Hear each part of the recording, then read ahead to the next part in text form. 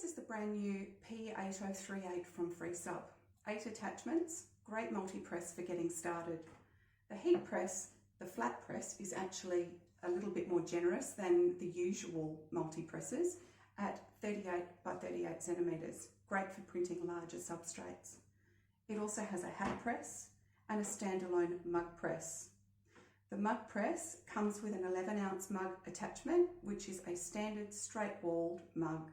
You also have interchangeable heat mats, 12-ounce conical, 9-ounce straight wall, and what I would call a drink bottle attachment. That allows you to print substrates that are slightly smaller in diameter than a coffee mug, but being a little bit longer as well, the design can be a bit larger.